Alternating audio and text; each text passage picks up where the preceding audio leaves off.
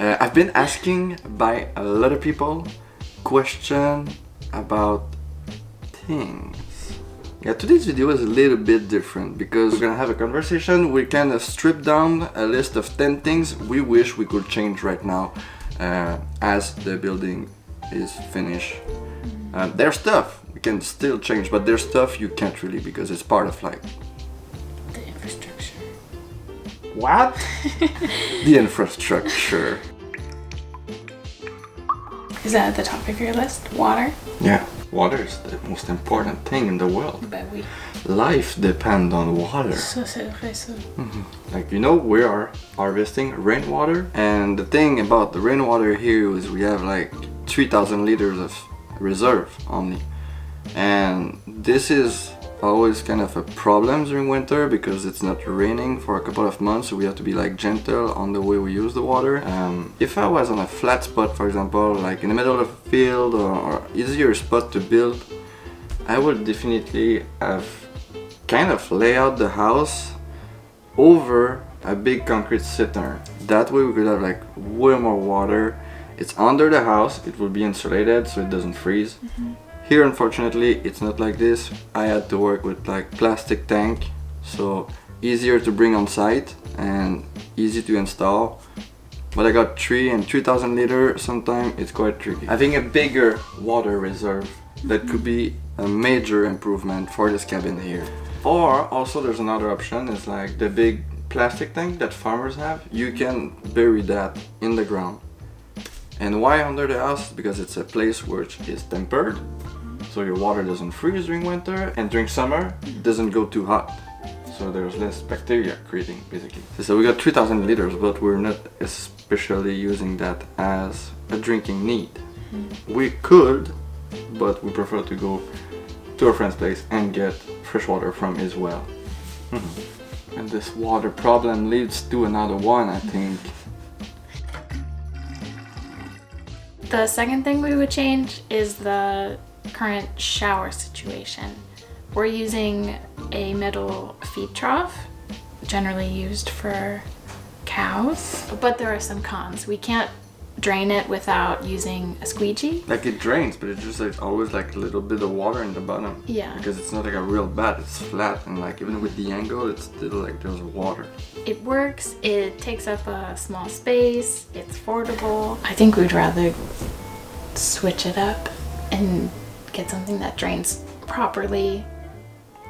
Yeah, you mean like a real shower? The pros to it, if you have a lot of water, you can have a really deep bath in a really small space. Yeah, a tiny deep bath. But we don't have a well, so we don't have a bath. I thought it was a great idea because it was beautiful on internet in tiny house. But is it that much practical? I don't know. Is it that much nice and clean and sanitary? Oh god. Anyway, that's another thing. A feed trough shower, it's great, it's beautiful, it's cheap, but is it a really good idea? I'm not sure about it. If you want to go for it, you can try. It's worth the money. But then, for my personal experience, I might one day change that thing and install the real ceramic shower. Also, it's kind of awkward to get in. You can have to go like this, and so maybe you can cut like a door with hinges, but then you have to forget about your tiny bath. There's one thing definitely I would never do again, and it's recycling doors and windows. If you want to have like an eco-energetic building, you can't really install those old windows as they all leak. But back then when I started to build here, I didn't have any money basically. I was like kind of struggling a little bit to find like building material, so someone just said, hey, I'm changing my doors and my windows, if you come pick it up it's free. So well, I'm gonna give it a try. And doors and windows, they're not stuck there forever. You can just remove the capping and you remove the windows, you can install a new one. So one day, if I get a lot of money, I can change all my doors and windows. And that leads me to another point, which is the whole environment in the cabin. The air in general.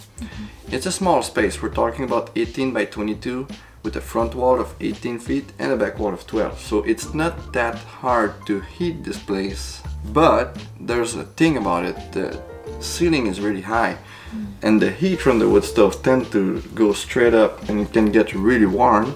So if I had to build it here again, I would install definitely some kind of like duct ventilation system to bring back the hot air down the cabin, to have like a circulation like this. Because for now, the system that I thought when I built was just to install the ceiling fan, but I hate the ceiling fan. It's not that pretty and it makes a lot of noise, which I think it sucks. But there's some corner at the back, like the bathroom and the kitchen, that even with the fan running, it's not like totally warm. So that's one thing. I wish I had a better air circulating system. And that was a thing I didn't know while I was planning the plans, because my knowledge was quite limited, as it's my first build here. The next thing that we would likely change is the layout of the kitchen, specifically including an oven. Right now we have a cooktop. It's suited for a van, so it's really compact, which was the overall theme of designing the kitchen. It's a small space, don't really have space for huge appliances, so an oven wasn't included. But now we know that they do make ovens for small spaces. Yeah, they do like those small oven slash cooktop for a van. It's great, it's small. And yeah, as we don't have an actual oven, the easiest way for us that we found is the Dutch oven. Works great, we put that on the wood stove and it cooks perfectly. But sometimes we would actually prefer like to have a propane oven. Easier to like manage the temperature while you're cooking a bread, for example, or a cake.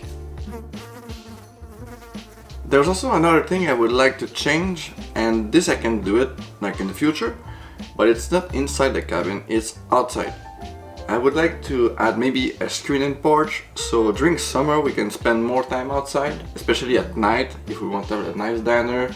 Mosquitoes tend to come by like the sunset, so that could be very cool. If you're living in the bush like us, like I maybe suggest you to kind of think about something to protect yourself from the mosquitoes.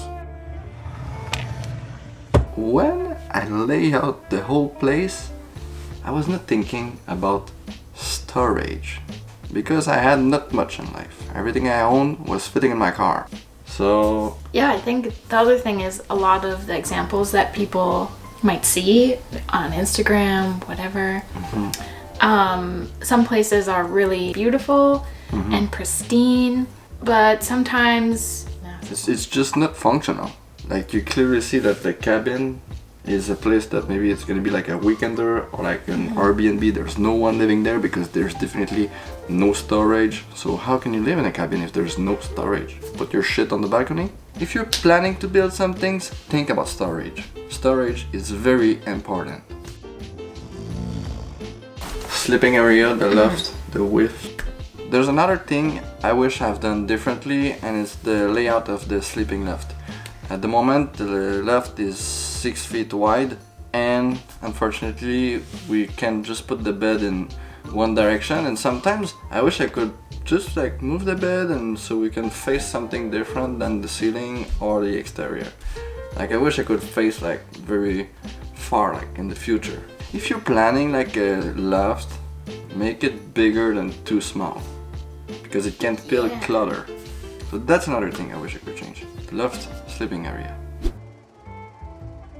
One really important thing that I realized like 3 years after I built this place is the type of insulation used. I wish I've used something more natural, like wool, sheep wool, or maybe like a wood fiber insulation, which is really great. The high standard building in Europe is mostly like made of like the wood fiber insulation. Does it insulate more? Oh yeah, definitely.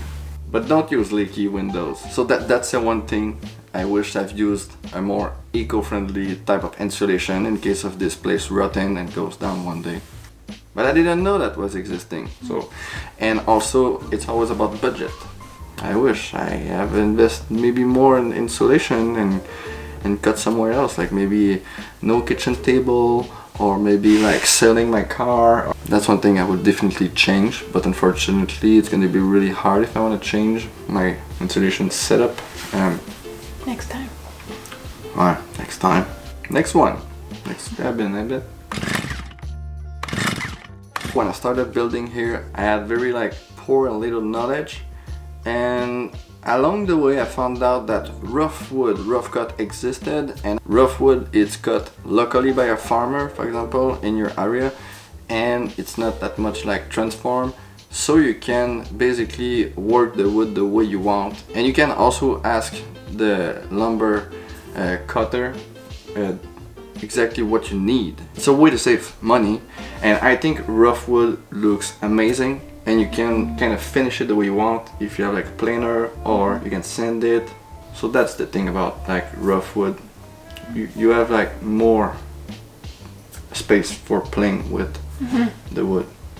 All the buildings are kind of different, that's why you have to work with your environment and kind of figure out which gonna be the best way to build your cabin with the space where you are in. So that's why I think it's great to go on internet and just do some research. Doing some research is the best way you're gonna find out how to build that. But again, I'm pretty sure that like you can ask to everyone on internet if they're totally satisfied 100% with their building, and I'm pretty sure they're gonna be, I wish I changed that or that. Yeah, so that's about it, I think. But anyway, if you have any question, or you want to maybe speak about the subject on your own, you have a project, feel free, comment, or just have a chat with us on Instagram. I always answer people's questions.